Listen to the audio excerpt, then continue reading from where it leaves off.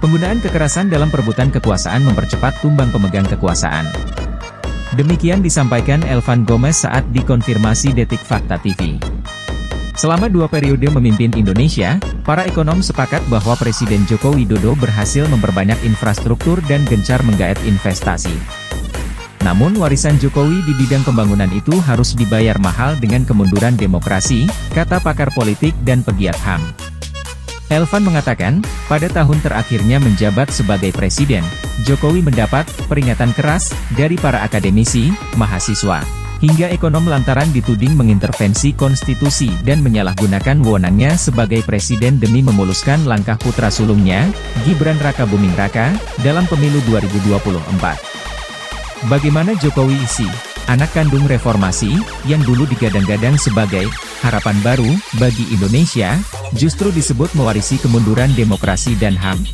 Hari ini kita lihat kan bagaimana adanya gelombang demo dari lapisan masyarakat dan protes intelektual dari kampus maupun dari praktisi maupun dari senior TNI Polri, yang mana dalam riak politik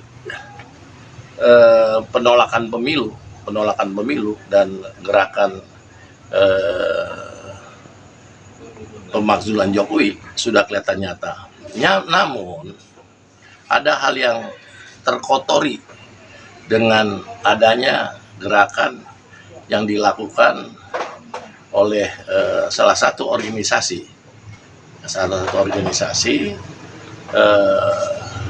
yang bertindak tidak dengan norma etika sebagai suatu ormas kreasi massa yang mempunyai landasan nilai-nilai Pancasila, landasan kemanusiaan, landasan persatuan, landasan ketuhanan, landasan demokrasi, kreatif dan keadilan sosial.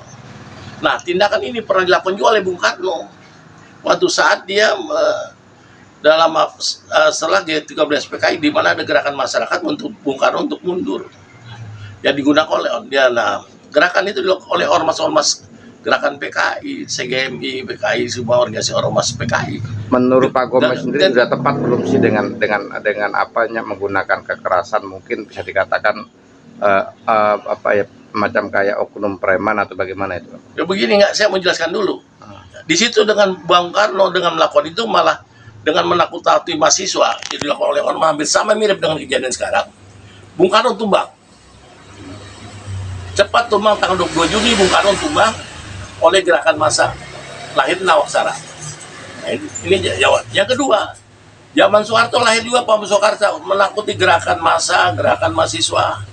Dan Pak Harto juga tumbang dengan gerakan massa.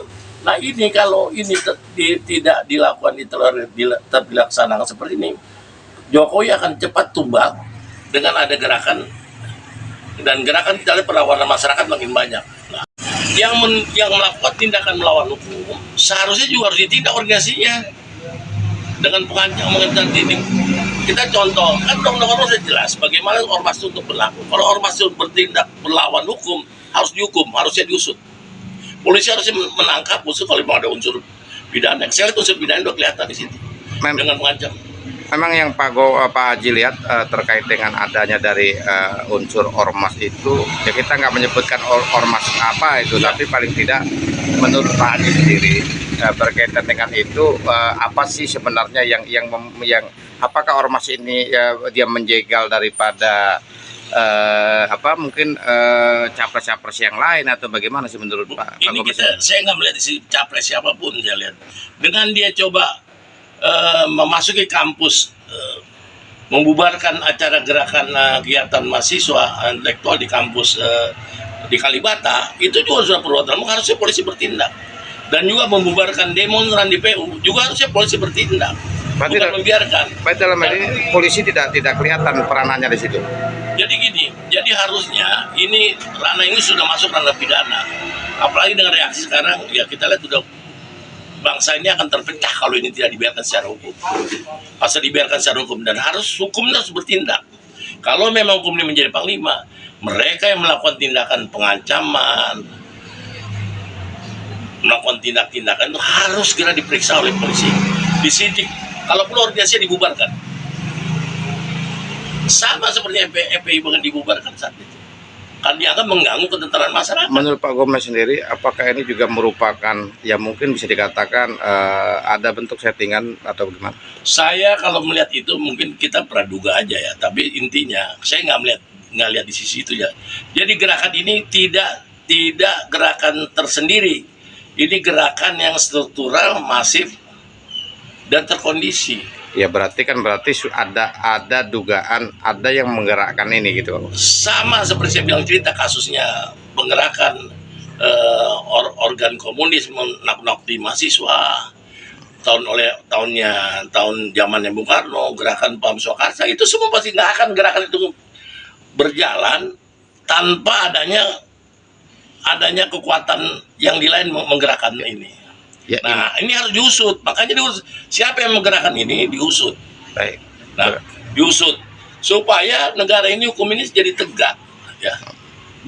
Berarti dengan kata lain, Pak Gomez selaku praktisi hukum sudah menduga bahwa dengan ada gerakan-gerakan dari oknum-oknum ormas, berarti ini ada dugaan, berarti ini sudah disiapkan apa memang sudah disetting, ada pihak-pihak tertentu yang menyeting ini. Itu maksudnya. Ada oknum-oknum yang menggerakkan gerakan ini, dan ini mengarah perpecahan bangsa. Makanya siapapun yang di belakang tadi, siapapun orangnya, siapapun organisasinya harus disidik oleh polisi, harus dihentikan gerakan ini kan. Ya. Jangan tanggung siapapun kekuatannya, kalau memang hukum ini tegak dan polisi harus berani bertindak. Jadi menganut equality before the law itu Pak, ya. Iya. Di hadapan hukum semua orang dianggap harus sama gitu, Sama. posisinya. Oke Pak Gomez, sip.